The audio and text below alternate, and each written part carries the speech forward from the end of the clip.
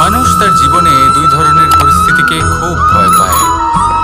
এক, কোনো কারণবশত কারোর সামনে নত হওয়া। দুই, কোনো কারণে নিজের চরিত্র থেকে, নিজের মূল্যবোধ থেকে বিচ্যুত হওয়া।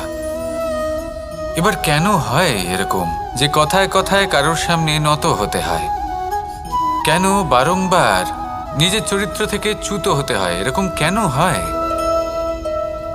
এটা তখনই হয় যখন আমাদের শিক্ষা এবং মূল্যবোধের অভাব থাকে। যদি মানুষের মধ্যে প্রকৃত শিক্ষা থাকে তাহলে এই সংসারে কোনো সময় এবং কারোর সামনেই নত হওয়ার কোনো প্রয়োজন নেই। যদি মানুষের মধ্যে মূল্যবোধ থাকে তাহলে তাকে নিজের মূল্যবোধ বা চরিত্র থেকে বিচ্যুত হতে হয় না, তা সে যাই হয়ে যাক না কেন। কোনো বালককে যদি জন্ম থেকেই সুশিক্ষার অধিকারী করা হয়, শিক্ষিত করা হয়, মূল্যবোধের অধিকারী করা হয়, তবে সে এই সংসারে এমন কর্ম করবে যাতে সে নিজেকে, নিজের পরিবারকে, সমগ্র সমাজকে গর্বিত করতে পারে। শিক্ষা লাভ করুন, মূল্যবোধ লাভ করুন এবং আমার সাথে ভালোবেসে বলুন, রাধা রাধা। এই সংসারে কোনো বস্তু হোক বা ব্যক্তি হোক, তার একার গুরুত্ব কিন্তু খুব বেশি নয়। একটা উদাহরণ হিসেবে বৃষ্টির ফোঁটাকে ভেবে দেখুন। যদি একটি বৃষ্টির ফোঁটা হয় তাহলে তার খুব বেশি গুরুত্ব থাকে না, কিন্তু যখন সহস্র বৃষ্টির ফোঁটা মেঘের মধ্যে দিয়ে ঝরে পড়ে তখন সেটা বর্ষার রূপ ধারণ করে।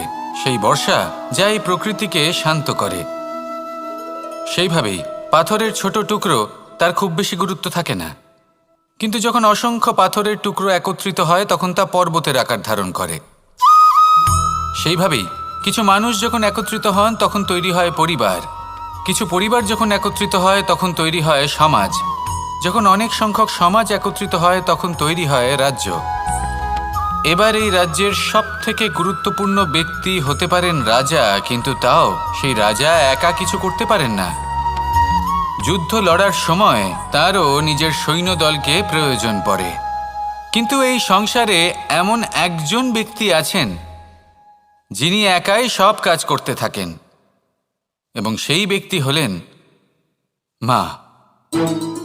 আমাদের জীবনে একজন পিতার ভূমিকা কিন্তু নিঃসন্দেহে অমূল্য, কিন্তু আমাদের সকলের জীবনে যে ভূমিকা একজন মায়ের তা অন্য কারোর থাকে না। একজন মা একাই সন্তানকে বড় করতে পারেন, সংস্কারী করে তুলতে পারেন, তার জন্য পরিশ্রম করেন। আর এত কিছু কাজ করার পরেও তার কাজের জন্য তিনি প্রশংসা অবশ্য পান না।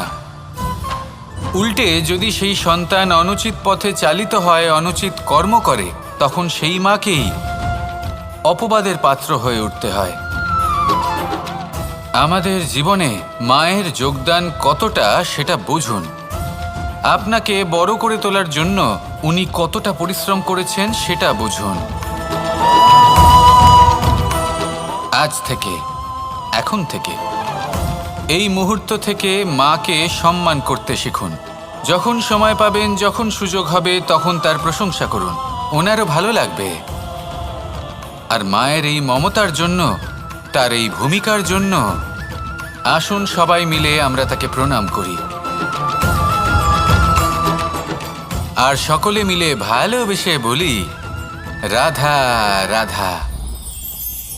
মানুষের মানসিকতা এমন হয় যে সে যতটা করে আশা করে যে তার থেকে অনেক বেশি তার বদলে সে পাবে।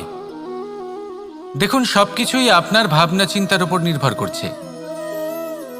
আপনি যদি ফলের বিষয়ে ভেবে কর্ম করতে থাকেন তাহলে সেটা অনুচিত। জীবনের আসল আনন্দ হলো নিজের কর্ম করতে থাকা, ফলের চিন্তা করা উচিত নয়। যদি আপনি এরকম ভাবেন যে আমি এতটা করছি, আমার এতটা পাওয়া উচিত, সেই ভাবনা অনুচিত। যদি আপনি সেবার মানসিকতা নিয়ে কর্ম করতে থাকেন, কর্মচক্রে প্রবাহিত হন, যদি আপনি এমন ভাবনা রাখেন যে আমি এতটা পাচ্ছি তাই এর থেকে অনেক বেশি আমি কর্ম করব, তাহলে নিশ্চিতরূপে আপনি যতটা করছেন তার থেকে অনেক বেশি আপনি পাবেন, আপনার আশার থেকে অনেক বেশি আপনি পাবেন। শুধু জীবনে অনেক বেশি কাজ করতে থাকুন, ফলের চিন্তা করবেন না। আর মনে রাখবেন, এই ভাবনাই সব থেকে বড় বীজ। কর্মের উপর বিশ্বাস রাখুন, জীবনে যা যা আপনি চান সবই সুখময় হবে। আসুন আর আমার সাথে ভালোবেসে বলুন, রাধা রাধা। আপনি কখনো পর্বতের শিখরে উঠেছেন? আপনি দেখতে পাবেন পর্বতের পদতলে প্রচুর সুন্দর ফুল রয়েছে, সবুজ বনানী রয়েছে।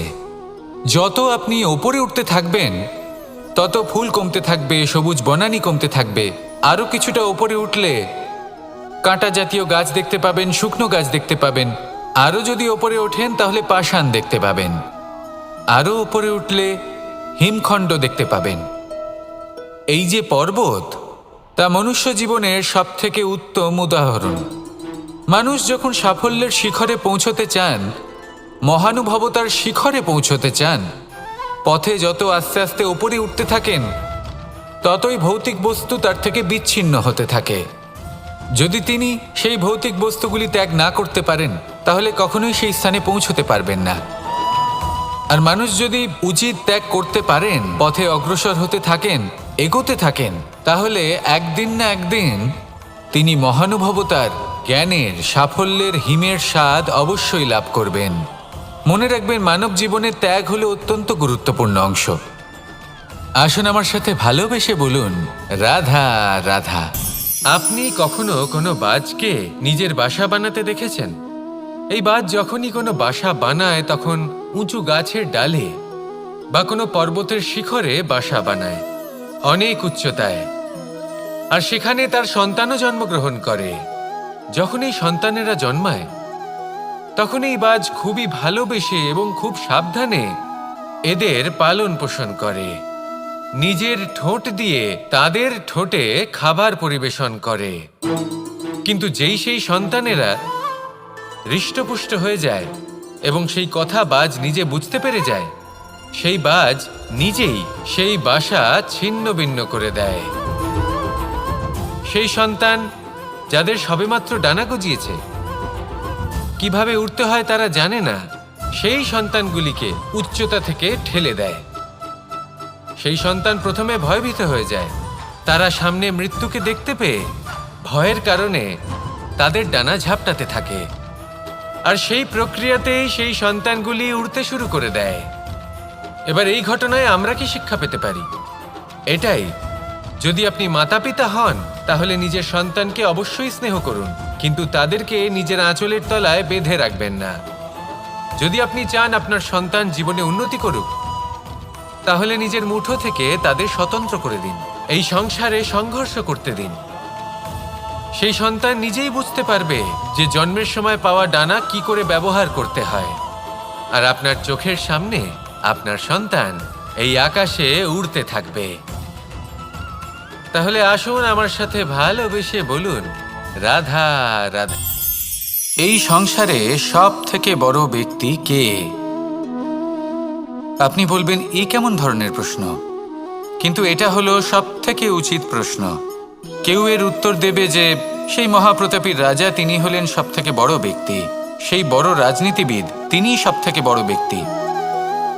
আমি আপনাকে জানাই যে সংসারের সব থেকে বড় ব্যক্তি হলেন তিনি, যার সাথে দেখা করলে আপনি নিজেকে ছোট মনে করবেন না। কোনো ব্যক্তি যিনি সব থেকে বেশি শক্তিশালী, আপনি যদি তার সামনে যান তাহলে উনি আপনার অন্তরের শক্তিকে বাইরে বের করে আনবে, আপনার অন্তরের লুকিয়ে থাকা শক্তিকে জাগ্রত করতে প্রেরণা প্রদান করবে। তিনি হলেন বড় ব্যক্তি, তিনি হলেন মহান ব্যক্তি। তিনি নন যিনি নিজের বল এবং ঐশ্বর্য দ্বারা আপনাকে তার সামনে ছোট প্রমাণ করবেন। এবং সেই জন্য মহাদেব আমার আরাধ্য হলেন আমার খুব প্রিয়। কারণ রাজা হোক বা ফকির, কেউ যদি ওনার সামনে যান তাহলে সে নিজেকে ছোট মনে করেন না। আপনিও যদি জীবনে অনেক বড় হতে চান তাহলে কাউকে কখনো নিজেকে ছোট মনে করতে দেবেন না। তার অন্তরে বড় হয়ে ওঠার প্রেরণা প্রদান করুন। আসুন আমার সাথে ভালোবেসে বলুন, রাধা রাধা। সূচের শেষে একটি ছিদ্র থাকে যার দ্বারা আমরা এই সুতো পরাতে পারি, আর তারপর সূচের সাহায্যে এই সুতো দিয়ে বস্ত্র সেলাই করা যায়। কিন্তু যদি সুতোটা সোজা করে ধরা না হয় তাহলে সূচে কখনো এই সুতো পরানোই সম্ভব নয়। যদি এতে কোনো গিঁট পড়ে তখন তা কখনোই এই ছিদ্র দ্বারা প্রবেশ করা সম্ভব নয়। ঠিক এইভাবেই যদি আপনি কারোর জীবনে প্রবেশ করতে চান, কারোর অন্তরে প্রবেশ করতে চান, তাহলে আপনাকেও সহজ থাকতে হবে। এতে কোনো গিঁট থাকলে চলবে না, অর্থাৎ মনে যাতে কোনো মালিন্য না থাকে, যেন কোনো কুচিন্তা না থাকে। যদি এসব থাকে তাহলে আপনি কখনো কারোর জীবনে প্রবেশ করতে পারবেন না। আর যদি কোনোভাবে আপনি প্রবেশ করেও যান তাহলে তার মনে ঘর করতে পারবেন না। নিজেকে এই সুতোর মতন করে তুলুন, সহজ। মনে যেন কোনো কুচিন্তা না থাকে, সবার প্রতি যেন সদ্ভাবনা থাকে, শুভ চিন্তা থাকে। এমনটা করতে থাকুন। এমন একটা দিন আসবে যেদিন এই সমস্ত সংসারের ব্যক্তির মনে আপনি বাস করবেন, আর তখন এই মন প্রসন্ন হয়ে বলবে, রাধা রাধা। কথায় আছে যে এমন কোনো অক্ষর নেই যার দ্বারা কোনো মন্ত্র হয় না।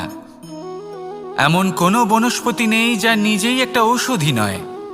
পৃথিবীর এমন কোনো ব্যক্তি নেই যার মধ্যে কোনো যোগ্যতা থাকে না। শুধু প্রয়োজন হলো যে ব্যক্তিকে আমরা খুঁজে চলেছি তাকে সঠিকভাবে চিনে নেওয়া। যদি তার যোগ্যতা, তার বিশেষত্ব আমরা বুঝতেই না পারি তাহলে আর লাভ কি রইল? এই সংসারে এমন অনেক ব্যক্তি রয়েছেন যারা ছোট ছোট অসফলতার কারণে আপনাকে এটা বলে দেবে যে আপনি কোনো কাজের নন, আপনি হলেন মূর্খ, আপনি কিছুই করতে পারবেন না। এইসব কথায় কখনোই বিশ্বাস করবেন না, কারণ আপনি এবং প্রত্যেকটি জীব এই পরমাত্মা এবং এই প্রকৃতির সৃষ্টি, যা অত্যন্ত বিশেষ। যদি আপনাকে উদাহরণ দিই তাহলে একদিকে আছে তরোয়াল, একটা বড় লম্বা তরোয়াল যার দ্বারা যুদ্ধ করা যায়, জয়লাভ করা যায়। আর অন্যদিকে রয়েছে একটা ছোট্ট সূচ, কিন্তু যে কাজ একটা ছোট্ট সূচ করতে পারে তা একটা তরোয়াল দ্বারা সম্ভব নয়। এর অর্থ হলো এটাই যে প্রত্যেকটা রচনা অত্যন্ত অমূল্য এবং অত্যন্ত বিশেষ হয়। তাহলে বিশ্বাস রাখুন যে আপনি অত্যন্ত বিশেষ একজন, আর প্রেমের সাথে বলুন, রাধা রাধা। এটা হলো ধান গাছ। এর থেকে যে চাল উৎপন্ন হয় তা মানুষ গ্রহণ করেন। আর এটা কি? এ হলো জংলি ঘাস। একবার ভেবে দেখুন, যদি এই জংলি ঘাস ধান গাছের আশেপাশে থাকে তাহলে কি হবে? ধান উৎপন্ন হতে পারবে?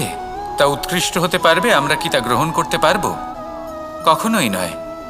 এই জংলি ঘাস ধানকে নষ্ট করে দেবে, কিন্তু নিজে জীবিত থাকবে। এটাই হলো আজকের শিক্ষা। এই সংসারে যদি আপনি নীতির পথে চলতে চান, উচিত কর্ম করতে চান, সংসারকে সেবা করতে চান, তাহলে জংলি ঘাসের মতো ব্যক্তিদের থেকে সবসময় দূরে থাকতে হবে। সেই ব্যক্তি যারা দুর্নীতি এবং মিথ্যা দ্বারা পরিপূর্ণ, যাদের ব্যবহার অশুভ, যাদের অনেক অশুভ গুণ রয়েছে, তারা সঠিক নয়। সেই সকল ব্যক্তি যাদের চরিত্র অত্যন্ত দুষ্ট হয়, তারা হয় শুভ চরিত্রের ব্যক্তিকে একদম নষ্ট করে দেয়, নয় নিজের মতো বানিয়ে তোলে। তাই যদি আপনি নীতির পথে চলতে চান, এই সংসারের জন্য শুভ কর্ম করতে চান, তাহলে সেই সঙ্গ লাভ করুন যে সঙ্গ জ্ঞানে পরিপূর্ণ, যাদের মধ্যে অনেক গুণ আছে, যাদের থেকে প্রতিদিন কিছু শিখতে পারবেন। এমন ব্যক্তির সাথে জীবন অতিবাহিত করুন, দুরাচারীদের থেকে দূরে থাকুন। তবেই এই মন প্রসন্ন হয়ে বলবে, রাধা রাধা। পঞ্চতত্ত্বের মধ্যে দ্বিতীয় তত্ত্ব হল ধরণী, ভূমি, যাকে আমরা ধরণী মাতা বলি। এই ধরণী ধৈর্য ধারণ করে, আর এর ওপরেই আমাদের সমগ্র সংসার নির্ভরশীল। কারণ এই ভূমি সহ্য ক্ষমতা রাখে, এর সহ্য ক্ষমতা হলো অপরিসীম। সন্তান যতই আঘাত প্রদান করুক না কেন, প্রেম পূর্বক সহ্য করে, আর তার বদলে অমূল্য রত্ন প্রদান করে। সন্তান যদি হাল চালায় তাহলে তার বদলে তাকে অন্ন প্রদান করে। এটাই হলো ধরণী। এবার এর থেকে আমরা কি শিক্ষা পেতে পারি? এটাই যে কারোর জন্য কিছু করা বা কাউকে কিছু দেওয়া মনে কোনো কামনা ছাড়াই। আর এই কথাটা বুঝে যান, যদি কারোর জন্য কামনা না রেখে বা কোনো পাওয়ার আশা না রেখে কারোর জন্য কিছু করেন বা কারোকে কিছু দেন, যদি এটা আপনি শিখতে পারেন তবে আপনি ভালোবাসতে শিখে গেছেন। আর সেই জন্যই এই ধরিত্রীকে মাতা বলা হয়, কারণ মাতা শুধু উনি নন যিনি গর্ভে সন্তানকে ধারণ করেন, মাতা তো উনিও যিনি জীবন বাঁচতে শেখান, যিনি জীবন বাঁচার উদাহরণ প্রদান করেন। তাহলে ধরনীর থেকে এই নিঃস্বার্থ ভাব শিখুন, নিঃস্বার্থ ভালোবাসা শিখুন, আর এই ভালোবাসার সাথেই বলুন রাধা রাধা। এই সংসারে আমরা প্রকাশ কোথা থেকে পাই? এর উত্তর বড়ই সরল। ভোরে যখন সূর্যোদয় হয় তখন প্রকাশের কিরণ আমাদের ঘরে এসে পৌঁছয়। এইভাবেই আমরা প্রকাশ লাভ করি। এবার এই প্রকাশের আলোতেই আমরা সারাদিনের কাজ সম্পন্ন করি। সন্ধে হয়ে যায়, সূর্যাস্তও হয়ে যায়, আর আমাদের ঘর যাতে অন্ধকার না হয় তার জন্য আমরা একটা প্রদীপ প্রজ্বলিত করি। এটাই ঘটে আমাদের জীবনেও। এবার প্রবাহমান আয়ুর সাথে আমরা আমাদের অন্তরে যদি একটা প্রদীপ প্রজ্বলিত করে নিই তাহলে বিষয়টাই অন্যরকম হবে। এবার আপনি বলবেন কোন প্রকাশের কথা বলছি যা আমাদের অন্তরে জাগ্রত করা সম্ভব? আমাদের আত্মার মাঝে প্রেমের প্রকাশ জাগ্রত করার কথা বলছি। কারণ আমাদের এই জীবন এও হলো দিনের আলোর মতো। আজ প্রকাশ আছে কিন্তু কোনোদিন অবশ্যই অস্ত হবে। কিন্তু অস্ত হবার আগে যদি আমরা আমাদের আত্মার মাঝে প্রেমের এই প্রকাশ উজ্জ্বলিত করে নিই তাহলে আমাদের সন্ধ্যাকালও আমরা আনন্দে এবং প্রেমে যাপন করব। তাহলে আসুন আর আমার সাথে ভালোবেসে বলুন রাধা রাধা।